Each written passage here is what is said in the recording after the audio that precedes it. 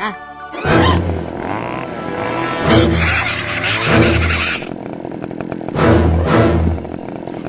logo.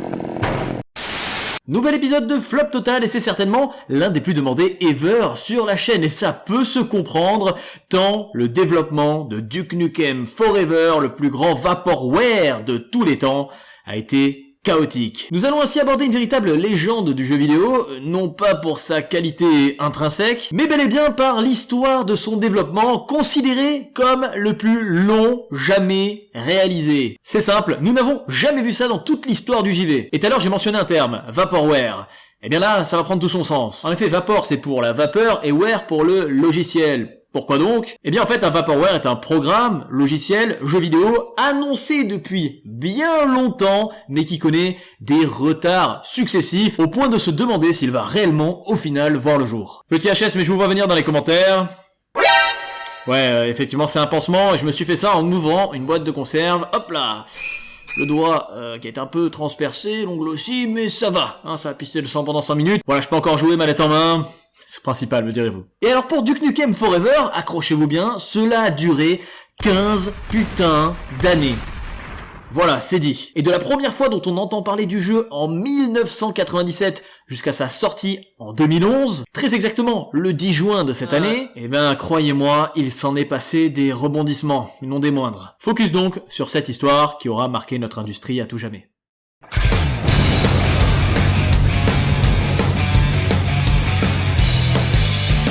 Et le Duke, c'est d'abord toute une histoire pleine de testostérone, de machisme, et un héros des plus charismatiques ever. L'aventure démarre sous DOS d'ailleurs sous la forme d'un jeu de plateforme. Et ouais, on est loin du FPS qui va révolutionner son temps.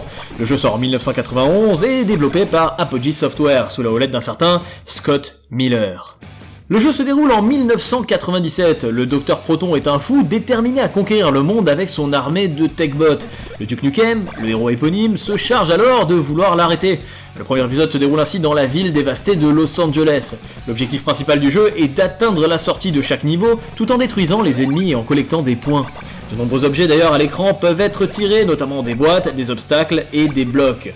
En plus de ces points, certains objets de collection vont compléter le tableau avec des bonus de santé, des bonus d'armes et un inventaire avec des capacités spéciales. Le dernier niveau va se terminer par la découverte et la défaite du Dr Proton. Le jeu connaissant un relatif succès, un deuxième épisode va alors voir le jour. On est toujours sur DOS, exactement le même style de game, avec un Duke d'autant plus cogneur qui devra cette fois-ci rejoindre le Dr Proton sur sa base spatiale. De mauvais extraterrestres du coup décident de réduire l'humanité à l'esclavage. Il y capture alors Duke Nukem durant une interview sur sa récente autobiographie Why I'm So Great, pourquoi je suis si formidable, afin d'utiliser son cerveau pour accroître leur pouvoir. Duke parvient ainsi à s'échapper et se lance dans une nouvelle quête de sauvetage du monde. On a fort à faire celui-ci. L'histoire du jeu va d'ailleurs être reprise trait pour trait, excepté à quelques noms près, dans la version de Duke Nukem adaptée sur Game Boy Color en 97. Et justement, c'est une année auparavant, en 1996, que l'un des épisodes de la franchise va révolutionner son temps. Le Duke va alors connaître son jeu ultime, adoubé par des dizaines de milliers de fans, voire même des millions dans le monde. Fait important ici, Apogee devient 3D Realms. Et oui, et c'est ici que la tuerie, qui va faire même un temps basculer les jeux de tir à la première personne sur une autre sphère, alors même que Doom s'était chargé de tout cartonner sur son passage, va débarquer. Un certain Duke Nukem 3D. C'est le grand passage du scrolling horizontal à une vraie vue FPS à 360 degrés in-game. Du coup on est plutôt sur un Doom-like culte, parce qu'à l'époque les FPS on les appelait les Doom-like, et Duke Nukem 3D va bénéficier d'un incroyable succès dès sa commercialisation. Le jeu a été ainsi adulé, autant par son gameplay nerveux, ultra fun, que par le charisme énorme de son héros. Cela va être ainsi un succès critique et commercial assez incroyable. Les premiers mots que vous allez alors entendre dans ce jeu, écoutez...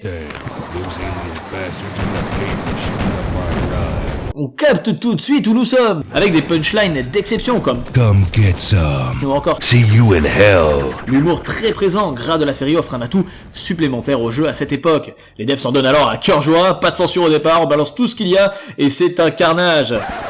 Ah oui, il y a ça aussi, les stripteaseuses. Bah ouais, les aliens veulent enlever toutes les femmes de cette planète. Va savoir pourquoi, mais le Duke ça lui plaît pas du tout. Tu m'étonnes. Le principe du jeu en soi est assez simple.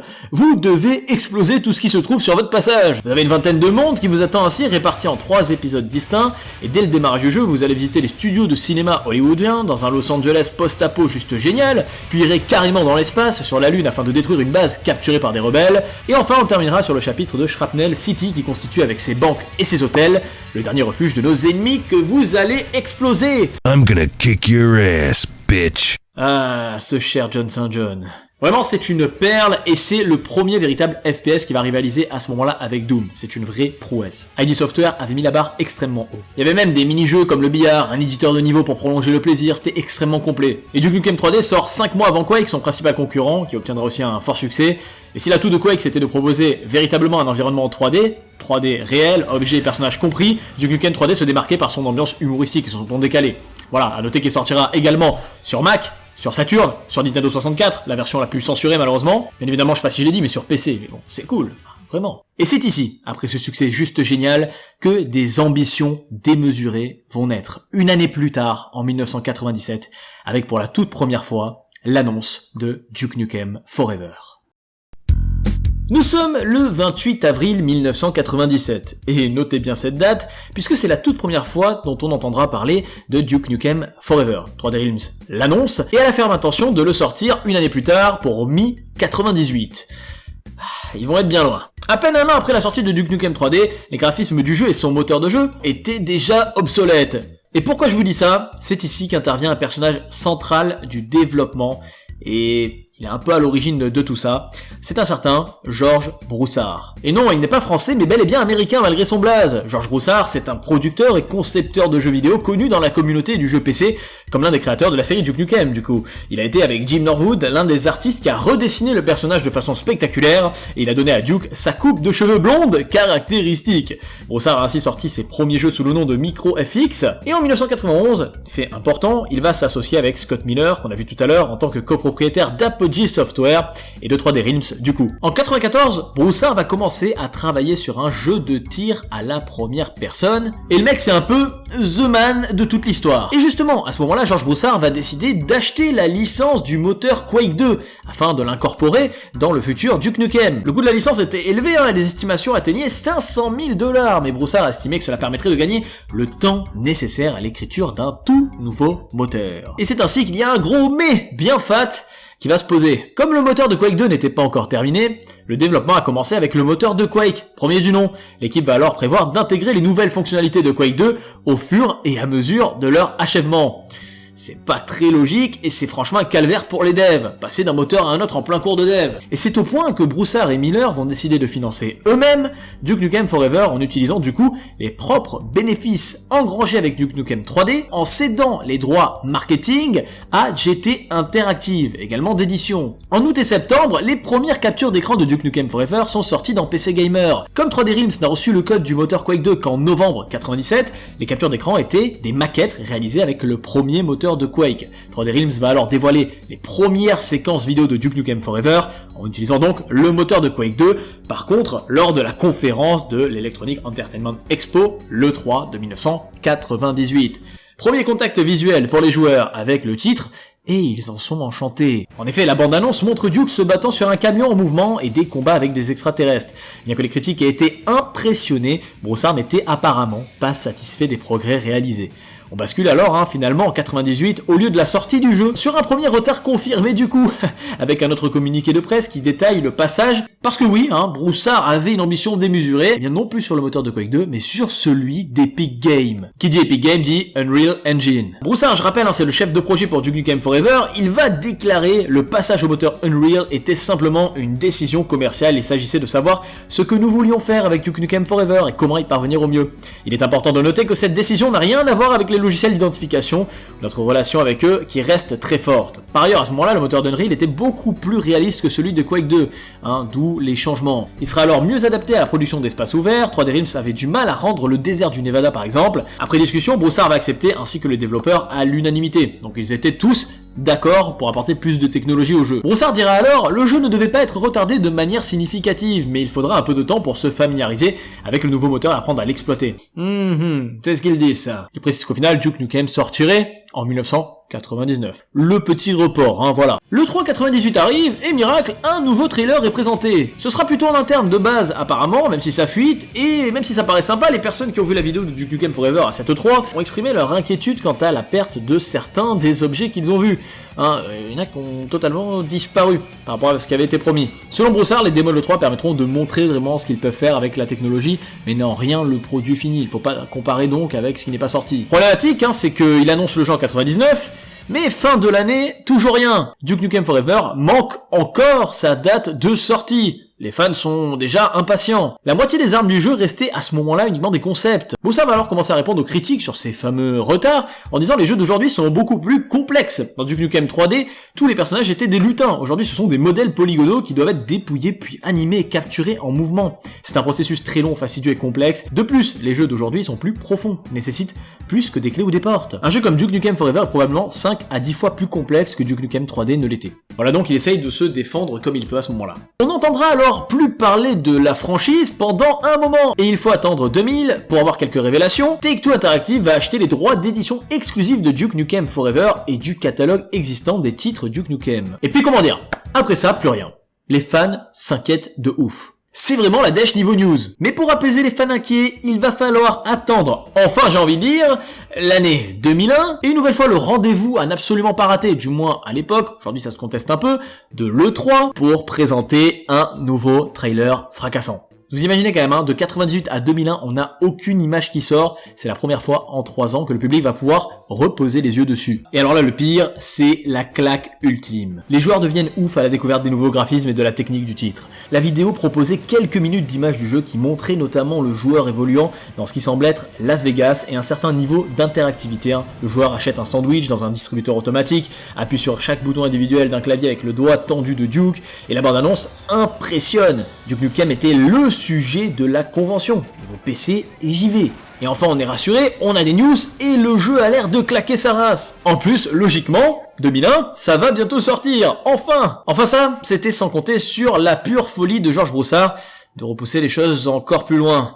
Beaucoup trop loin. Juste avant le changement que je vais vous évoquer, la presse était vraiment unanime. IGN était dithyrambique sur ce qu'ils ont vu. Ils expliquaient que Duke Nukem Forever avait l'air aussi bon, voire meilleur que la plupart des jeux, et le personnel de 3D Realms s'est souvenu d'un sentiment d'exaltation après la présentation. La vidéo était dévorée du regard par les gens. Il y a eu des applaudissements et tout. Le jeu pouvait être alors assez rapidement terminé, mais Broussard ne va en faire qu'à sa tête. En effet, il va y avoir un fait impactant et marquant qui va se poser. Le décès de l'un des cofondateurs de Gathering of Developers, autrement connu sous le nom de God Games ou encore Gathering, qui était une société d'édition de jeux vidéo. Et c'est une filiale de Take-Two Interactive. Et justement, en parlant de Take-Two, eh bien, il va y avoir un énorme conflit qui va vraiment ralentir de ouf le jeu. Nous sommes en 2003. Le jeu est en développement depuis maintenant 6 ans. 6 ans, c'est déjà beaucoup. C'est déjà un bon gouffre financier. Take-Two, à ce moment-là, ne va pas avoir beaucoup d'influence sur le développement du titre, malgré la pression qu'il commence à exercer. Du coup, même s'il pousse pour que le jeu sorte, eh bien, en 2003, il y a que 18 personnes à peine, c'est très peu, qui travaillent sur ce Duke Nukem Forever. C'est quand même compliqué sur un jeu si ambitieux, bah t'allais vite. Un ancien employé, anonyme, va faire une déclaration expliquant que Broussard et Miller fonctionnaient encore sur une mentalité de 1995, avant que les jeux ne deviennent des affaires de développement à grande échelle, à gros budget. Comme ils finançaient eux-mêmes le projet, les développeurs pouvaient également ignorer la pression de leur éditeur. Leur réponse standard, c'était « le jeu sortira quand il sera terminé ». Pas avant, donc c'était hyper évasif. D'ailleurs, Broussard, il va riposter à cette pression de Take-Two. Il va expliquer « Tout ce que nous voulons, c'est continuer à travailler tranquillement sur le jeu. Nous ne voulons pas de battage médiatique, nous ne voulons pas de drame, nous ne voulons pas que Take-Two dise des conneries en public dans le seul but d'aider leur stock. » Un article très intéressant de CNN va mentionner pourquoi les combats entre les deux sociétés sont devenus si violents. Elles vont être prises dans un méchant cercle vicieux, puisque 3D Realms affirme qu'elle finance entièrement le jeu, ce qui enlève tout effet de levier à Take-Two. Mais 3D Realms, fort du rachat qu'il y avait eu par Take-Two, eh ben, il ne peut pas changer d'éditeur, obligé de se les coltiner. Du coup, ça crée une énorme frustration, une tension palpable entre les deux, et Broussard va mettre de l'huile dans le feu en disant « Nous pouvons trouver un éditeur en 2 secondes, comme ça, de façon super simple. Tout le monde veut bosser sur Duke Nukem. » Je sais pas si tout le monde a la thune pour déjà un dev de 6-7 ans, hein. 7 ans après, toujours pas de sortie du titre. Et ouais, nous sommes en 2004, et le site de jeu GameSpot va signaler que Duke Nukem Forever était passé au moteur, cette fois-ci, de Doom 3. C'est pas des conneries, il va changer encore de moteur. On passe de Quake à Quake 2, à l'Unreal, à Doom 3. Mais putain, on est où? Broussard va par contre explicitement la démentir, et peu après 3D Realms va remplacer le système physique du jeu Karma par un système conçu par Megan. Des démonstrations à huis clos de cette technologie vont laisser entendre que la physique de Duke Nukem Forever sera un pas évident en avant par rapport au jeu Half-Life 2 acclamé par la critique. Voilà, les rumeurs laissant entendre que le jeu apparaîtrait à l'E3 de 2005, alors que le jeu Prey, précédemment annulé par 3D Realms, parce qu'ils sont aussi à la tête de celui-ci, 11 ans de développement pour Prey quand même, eh bien va sortir en 2006 sur PC, Xbox 360, et je vous en ai parlé en vidéo en plus. Mais bon, malgré les rumeurs, toujours aucune présentation. Une année de plus sans aucune nouvelle. Il faut attendre 2006 pour avoir enfin des bonnes nouvelles sur Duke Nukem Forever de la part de Broussard.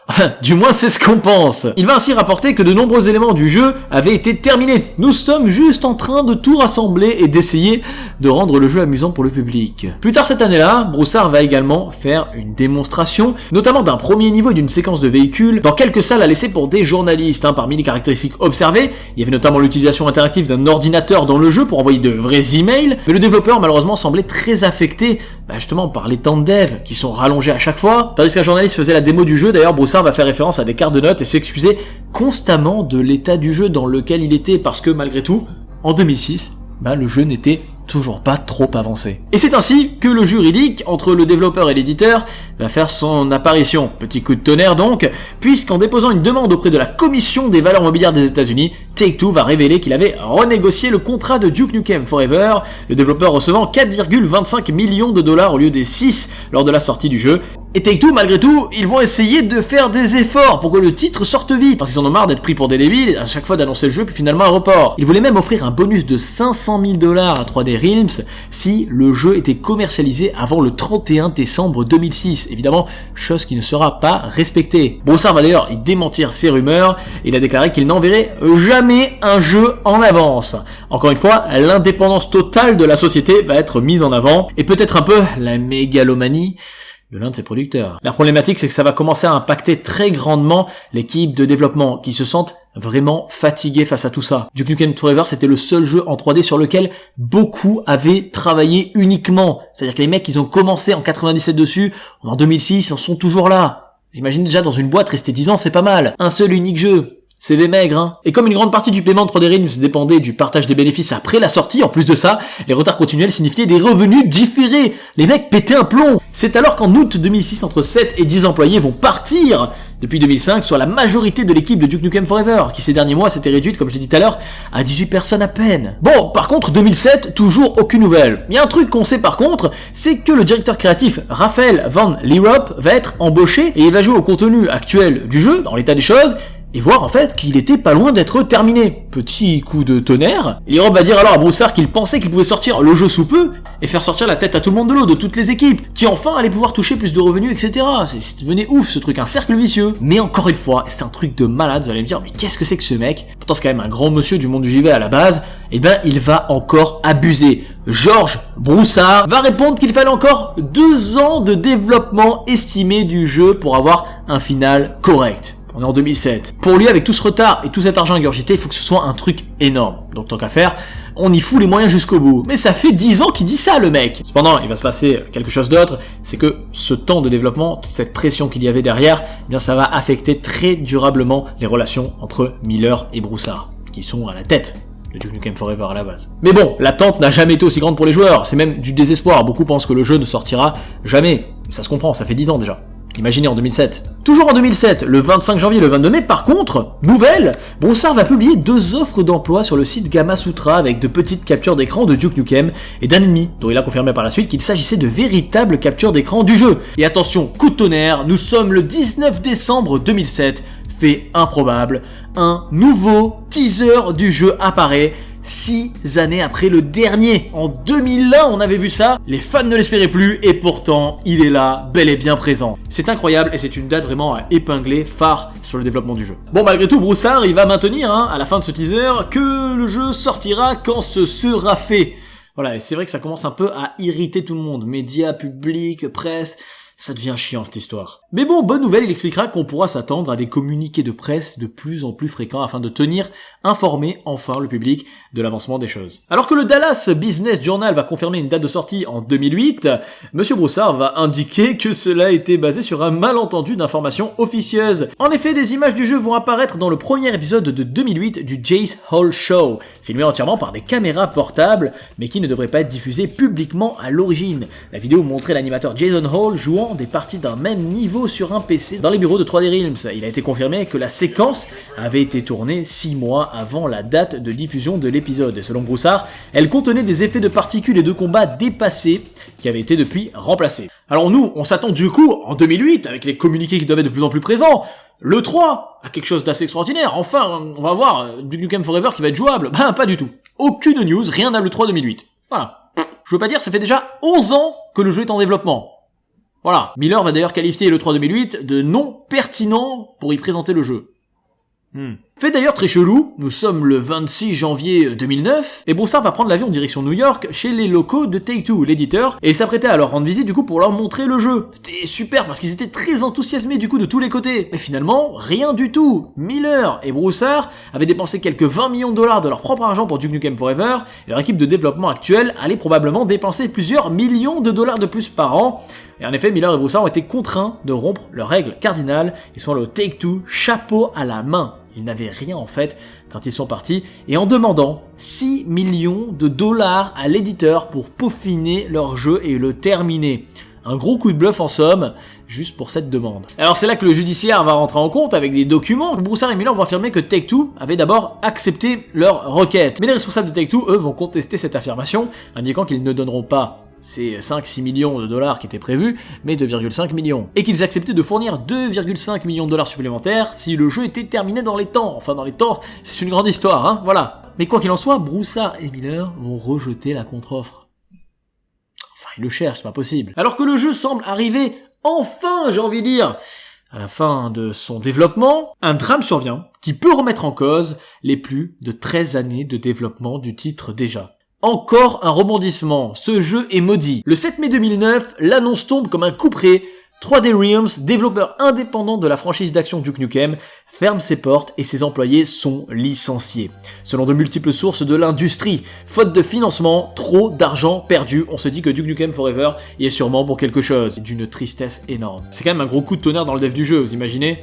Ça fait 13 ans qu'ils sont dessus, rien ne sort, des millions perdus, c'est triste. Mais alors, hein, question se pose, qu'en advient-il du coup du titre? Qu'est-ce qui se passe? 13 années de développement dans le vent? C'est pas possible. Eh bien, ils vont tout d'abord annoncer que le développement de DNF est suspendu. On sait pas trop ce qu'il advient de son sort jusqu'à une update, une révélation. Une réponse va arriver de Take-Two Interactive qui va dire, mais les gars, nous, on a toujours la propriété quelque part du titre. Enfin, du moins, les droits d'édition. Donc on va chercher à faire quelque chose. Et c'est le 7 et 8 mai 2009 que des captures d'écran inédites, des concept art, des photos de modèles et un message d'adieu de 3D Realms va être posté par d'anciens employés. La tristesse, merci d'être des fans et pour tout votre soutien. Et c'est tout, avec une belle photo de l'équipe cependant, mais c'est franchement toujours triste de voir un développeur fermer ses portes. Alors il va y avoir maintenant des fuites, et comme le jeu est considéré comme légendaire, déjà un vaporware extraordinaire, qui vont paraître sur Duke4.net. Ils vont ainsi divulguer une vidéo non officielle sur le gameplay de Duke Nukem Forever, le 9 mai 2009, c'est assez rare pour être souligné, et selon l'utilisateur en question, la vidéo devait servir de démo pour l'animateur Brian Brewer qui avait travaillé sur le jeu avec 3D Realms. C'est le même utilisateur des forums de Duke4.net qui va publier ensuite 28 captures d'écran et les documents décrivant l'intrigue du jeu. Ces 28 captures ont été prises à partir du profil LinkedIn d'un employé. Bon, malgré tout, l'histoire entre Take-Two et 3D Realms n'est pas terminée pour autant. Un coup de tonnerre, encore une fois, juridique est venu entraver le développement clairement du titre, puisque le 14 mai 2009, Take-Two va intenter un procès arguant qu'en ne produisant pas le jeu, 3D Realms avait privé l'éditeur de profits futurs. En guise de compensation, Take-Two va exiger que 3D Realms rembourse l'avance de 400 000 $ et des 2,5 millions de dollars qu'ils avaient avancés alors, comme j'en ai parlé tout à l'heure, en 2007. Du coup, eh bien, ils vont exiger le code source de Duke Nukem Forever en plus. 3D Realms va alors intenter un procès retour, arguant qu'elle n'avait jamais officiellement fixé de date pour la sortie du titre, qu'elle était du coup irréprochable. En fait, eux, ils se sont défendus comme ça, en disant « ça sortira quand ça sortira », et c'est tout. C'est chaud. Bon, Take-Two obtiendra bien les droits d'utilisation du titre, la possibilité de le commercialiser, etc. derrière. Qu'en est-il advenu des 2,5 millions de dollars? On ne sait pas. Nous sommes maintenant en décembre 2009. Je vous fais un peu la chronologie du truc parce que c'est ouf. Ça fait maintenant 13 ans que le jeu est en développement, c'est un truc de malade, on sait plus où ça va, cette histoire. Et il y a un article très intéressant qui va paraître chez Ars Technica et qui explique ici que DNF n'est certainement pas mort. C'est une bonne nouvelle car le jeu est encore plus attendu aujourd'hui. Et oui, on sait comment est le public. On vous annonce une Arlésienne depuis des années, on vous dit le jeu n'est pas mort. Tout le monde est affolé. Il ne se passe alors pas une seule journée sans que cela enflamme la toile, les forums, et que chaque petite photo, petit article, petites informations qu'on a croustillantes suscite le buzz autour du titre. Le bad buzz d'ailleurs va vachement contribuer à mettre en avant le jeu, les fans sont pleins d'espoir. En 2009, une étude de ce site qui est super intéressant sur les problèmes liés au développement de Duke Nukem Forever permet alors de comprendre pourquoi il y avait tant de problèmes au moment du développement. L'article explique: quelques semaines seulement après avoir présenté Duke Nukem Forever, George Broussard a surpris l'industrie du jeu en annonçant le passage au moteur Unreal. C'était en fait un redémarrage du projet à bien des égards, a dit Chris Hargrove, alors l'un des programmeurs du jeu. Broussard s'est rapidement mis à réclamer des outils de construction de jeu encore plus performants et plus cool. Il a arraché le plafond d'une pièce de bureau de 3D Realms pour y installer un laboratoire de capture de mouvement qui aiderait son équipe à rendre des mouvements complexes comme des stripteasers, ont-ils noté sur le site. Broussard n'arrivait pas à tolérer l'idée que Duke Nukem Forever sorte avec du retard technique. Il voulait avoir le meilleur moteur, la meilleure technologie possible en son temps. C'est ce qui a fait qu'à chaque fois il a changé. Et c'était pas une bonne idée. Très bonne nouvelle! Cependant, toujours en 2009, et c'est l'année de Duke Nukem Forever, ça s'enchaîne! Puisque, toujours après cela, le PDG d'Apogee, Scott Miller, précise que nous n'avons jamais dit que Duke Nukem Forever avait cessé d'être développé. Oui, nous avons libéré l'équipe interne, mais cela ne correspond pas à la disparition du projet. Bon, résolution entre-temps de l'affaire du procès, puisque les années passent, et nous sommes le 11 juin 2010, 3D Realms et Take-Two avaient réglé le procès, et l'avaient rejeté avec préjudice le 14 mai. Tout est bien, qui finit bien au final. Et alors là les potes, c'est la résurrection du Duke. Enfin des choses concrètes sur Duke Nukem Forever. Malgré la fermeture de 3D Realms, le développement du jeu n'a pas complètement cessé. D'anciens employés, dont des membres clés du personnel comme Allen Ashbloom III, ont poursuivi le développement du jeu tout au long de l'année 2009 depuis leur domicile, du télétravail, on connaît ça en ce moment. Ces employés deviendront plus tard Triptych Games, un studio indépendant qui était installé dans le même bâtiment que Gearbox Software, et qui collabore avec eux sur le projet. Gearbox Software, Borderlands. C'est pas rien. Et après avoir cessé le développement en interne du jeu, on apprendra que 3D Realms va contacter du coup les développeurs des jeux renommés de Gearbox et leur a demandé s'ils étaient intéressés par l'aide apportée à Triptych Games pour peaufiner leur version PC. Presque terminée d'ailleurs à ce moment-là. Et le PDG de Gearbox, Randy Pitchford, va alors avoir une très grande influence puisqu'il va dire « Duke ne peut pas mourir, on va l'aider en temps voulu ». Et ça va vachement jouer. Une accélération alors du dev va être connue. Il va commencer alors à fournir des fonds pour le jeu et contacter le président de 2K Games pour qu'il l'édite. Ils vont insister. Piranha Games va également être contacté pour construire le mode multijoueur du jeu. Et en fait, ce n'était pas pour rien. Puisque oui, ça y est, enfin, le jeu va être présenté officiellement au public lors d'un événement. Et ce n'est pas tout, il va être jouable. Oui, Duke Nukem Forever, jouable 13 ans après. Et ce sera lors de la Penny Arcade Expo 2010, la PAX qui restera dans les mémoires, notamment le 3 septembre de cette année, et puisque c'était la première fois dans l'histoire du développement du jeu que les joueurs pouvaient réellement l'essayer. Duke Nukem Forever sera jouable dès maintenant pour tous les participants de 17 ans et plus à la Penny Arcade Expo cette année au stand 2K, donnant la première expérience pratique avec le jeu, qui a été annoncé à l'origine pendant la fin de l'administration Clinton. Et ouais, ça remonte. Mais alors, tu te barres toi? Dis donc. Christophe Hartmann va faire une déclaration, président de chez 2K, en disant que toutes les grandes choses, prennent du temps.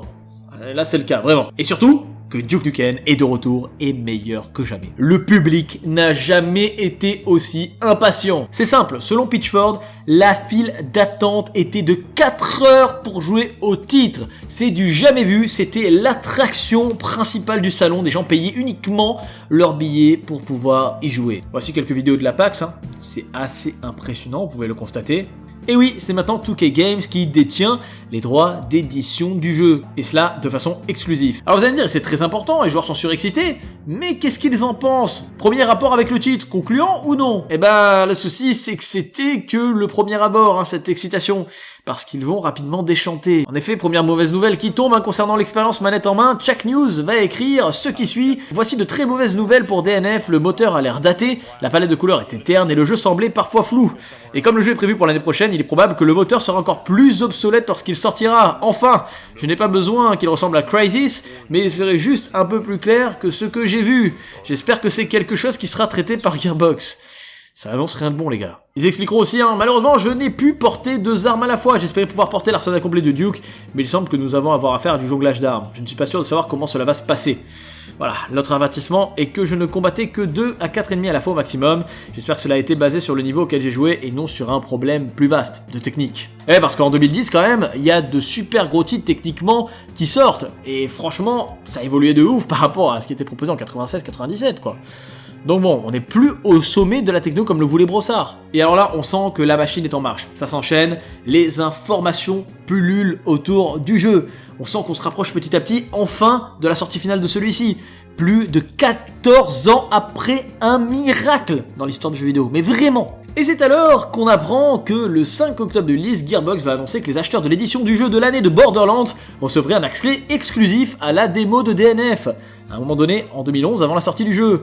Et voilà, ça commence. Et d'ailleurs, les gens allaient être surpris par ce qu'elle contiendrait. Et pour clôturer le spectacle, ils annoncent que le mode multijoueur sera présenté très prochainement. Ah, les joueurs se frottent enfin les mains. Voici maintenant le numéro de février 2011 d'Electronic Gaming Monthly, qui contient un article de Randy Pitchford sur Duke Nukem Forever. Et Pitchford va confirmer que de nouvelles informations seraient publiées à la fin du mois de février, et le jeu arrive alors absolument en 2011, et que fin janvier au début février, nous allons pour ainsi dire pouvoir proposer la couche finale du jeu. Ça permettrait de clarifier beaucoup de choses, non seulement sur le jeu en lui-même, mais aussi sur son lancement. Et alors là, nous applaudissons très très fort. Enfin! Putain, c'est officiel! Le 21 janvier, le jour de gloire est arrivé! Le magazine Game Informer annonce que Duke Nukem Forever, après 15 putains d'années de développement, sortirait le 3 mai en Amérique du Nord et le 6 mai dans le monde entier! Voilà! C'est ouf! Et en plus de ça, quoi de mieux qu'une bande-annonce pour couronner le tout? Incroyable, on l'attendait plus. They used to tell stories of a man who saved the world. A man whose very presence sent aliens running back to their motherships. A man who disappeared without a trace. Précision ensuite, le mois d'après, sur Game Trailers TV, Pitchford va déclarer que la durée moyenne du mode solo du jeu est d'environ 16 à 18 heures, c'est pas mal du coup, bon enfin même si c'est un minimum au vu de toutes ces années de développement, et qu'une édition collector baptisée Balls of Steel, les boules de fer, les boules d'acier, je sais plus il faut traduire, sera également disponible le 10 juin. Et en fait, pas du tout. Ultime et énième retard. Oui, vous ne rêvez pas, ce développement est incroyable. Nous sommes le 23 mars 2011 et enfin, Gearbox Software fait l'annonce de la date de sortie finale et tamponnée, c'est sûr. Le jeu est reporté le 14 juin en Amérique du Nord et le 10 juin dans le monde entier. Enfin, putain. Et là voilà, ça y est, ce développement chaotique touche enfin à sa fin. Tous ces millions de dollars perdus. C'est la sortie du jeu de façon officielle. Après plus de 15 ans d'attente, il est là, attendu par tous les fans du monde entier du Duke. On le pensait mort, enterré, et pourtant non. Le plus grand Vaporware de l'histoire sort finalement le 10 juin 2011. C'est une date qui est vraiment à cocher dans l'histoire. Broussard est alors de retour. Tiens, on l'avait pas entendu depuis longtemps celui-ci. Et il explique, Gearbox était la seule maison appropriée pour la marque Duke Nukem. Ils sont très talentueux et possèdent une perspective, une compréhension parfaite de la marque. Leur vision de l'orientation future de celle-ci est passionnante et incroyable. Personnellement, j'ai hâte que les fans voient leur vision unique de la franchise, a déclaré George Broussard. Ma question c'est... Ah oui? Vraiment? Vraiment? Non, parce que le jeu sort et c'est la consternation chez les fans. Et malheureusement, la majorité des critiques presse du jeu le voyaient venir. Au vu du temps de développement impressionnant, chaotique, tous ces rebondissements, on ne peut avoir un jeu stable. Disons que c'est vraiment alors difficile de sortir quelque chose de cohérent. On ressent alors tous les changements dans ce jeu, tout ce qui n'a pas pu être terminé, tout ce qui a été problématique. Les premiers tests sortent, et c'est un enchaînement de 3, 4 sur 10, 11 sur 20 pour jeuxvideo.com, ce qui est mauvais en général. Et hormis PC Gamer et son 80%, ou encore Game Informer et son 6,75 sur 10, c'est une belle cata au niveau des notes, avec un métacritique général de 54 sur 10. Pour Duke, en tout cas, c'est une cata d'avoir le 10 comme ça, et par rapport à tout ce qu'ils ont engrangé comme millions de dollars. Le jeu, selon eux, n'est pas terminé sur beaucoup d'aspects. Techniquement, déjà, il est dépassé, les temps de chargement sont atroces, ou encore pour certains, il n'y a aucun plaisir à tirer. Le peu d'impact s'en fait sentir. Et on se retrouvait ici devant un jeu à couloir sans inspiration, où il faut juste dézinguer, dézinguer, dézinguer. Bref, c'est une désillusion totale pour beaucoup. Par contre, les joueurs, eux, seront un petit peu plus partagés. Est-ce que c'est de l'amour pour le Duke ? Je ne sais pas, mais t'as vraiment ceux qui adorent et ceux qui détestent. Et alors vous vous doutez bien que pour rentabiliser 15 années de développement, il faut que les ventes soient vraiment à la hauteur. Et franchement, eh bien cela ne va pas être le cas. Une déception des ventes. Et oui, Puisque, selon le cabinet d'études NPD, Duke Nukem Forever va s'être vendu à 376 300 unités au cours de son premier mois, ce qui est bien, mais ça va s'arrêter quasi ici. Take-Two Interactive, la société mère de 2K Games, a révélé en juin 2011 que les ventes des jeux étaient inférieures de moitié à ses prévisions initiales. Bon, cependant, Take-Two va déclarer que Duke Nukem Forever s'avérait quand même rentable pour la société. Et c'est ce qu'on demande, mais ils ont été extrêmement déçus par les ventes initiales. Je trouve que c'est quand même un triste destin pour le titre. Moi je pense qu'il mérite d'être dans votre ludothèque rien que pour son histoire qui vaut peut-être encore plus le coup que le jeu. Et justement je vais vous dire ce que j'en pense moi de mon côté. Je sais pas si c'est mon amour pour le Duke qui fait ça. D'ailleurs j'aurais jamais écrit une vidéo aussi longue sinon. Je sais pas si c'est la sympathie pour le personnage, son charisme. Mais moi, eh bien, j'ai bien aimé le titre et j'ai passé plutôt un bon moment. J'ai essayé d'aller outre, d'enlever ses œillères. Allez, jouer du fun, instantané, et c'est tout. Et franchement, c'est ce qui m'a procuré. Surtout que moi, j'adore cet humour à la con. Vous me connaissez. Qui a dit Conquer? Et revoir la gueule du Duke m'a tellement fait plaisir à travers un FPS comme ça. Franchement, j'avais 19 ans au moment de la sortie du jeu, en 2011. C'est des trop belles années, on sortait du lycée et tout. Ça ne nous rajeunit pas tout ça, Voilà. En tous les cas, de l'eau a coulé sous le pont depuis. On n'a plus vraiment revu le Duke et c'est bien triste. Espérons qu'il renaisse de ses cendres malgré cet échec. Et puis qui sait, peut-être qu'on pourrait le refaire sur Twitch. D'ailleurs, n'hésitez pas à vous abonner sur la chaîne Twitch parce qu'il est possible qu'on fasse du Duke Nukem Forever très prochainement. Ça serait bien cool à avouer. Enfin voilà, cette grosse vidéo, et je vous remercie d'être resté jusqu'au bout sur le développement chaotique de Duke Nukem Forever. Ce Vaporware ultime se termine ici. J'espère vraiment qu'elle vous aura fait kiffer, à l'instar du flop total sur Sonic ou sur Superman 64. J'y ai mis tout mon cœur et mes tripes. Et je tiens également à remercier mon Esteban qui a monté le sujet. Merci à toi pour le travail que tu réalises qui est énorme et de m'aider bien dans ces vidéos. Comme toujours, vous savez que vous pouvez vous abonner à la chaîne, c'est gratuit, c'est un petit clic et activer la cloche, c'est notre plus belle récompense, ça ferait extrêmement plaisir. Vous avez également bien sûr le like si vous avez aimé l'approfondissement de cette vidéo. Franchement n'hésitez pas parce que ça a énormément d'impact sur nous, sur notre vidéo, sur ce qu'elle est partagée, référencée par l'algorithme, etc. Ces pouces, donc voilà, vraiment je vous en remercie du fond du cœur parce qu'on travaille beaucoup pour être très actif en cette période de confinement. Vous avez encore une fois aussi tous les réseaux sociaux, Instagram, Facebook, Snapchat, Twitter, pour m'y rejoindre, voir ma gueule, voilà, ma vie, etc. Ça ferait trop plaisir. Donc je vous y attends, merci d'être de plus en plus nombreux. Comme toujours, c'était Conquerax au rapport. Et avant même de collectionner, jouons à nos jeux, découvrons-en les secrets. Et ici, le développement et son histoire, c'est le plus intéressant. Je vous fais de gros bisous et je vous dis à la prochaine. Ciao, ciao!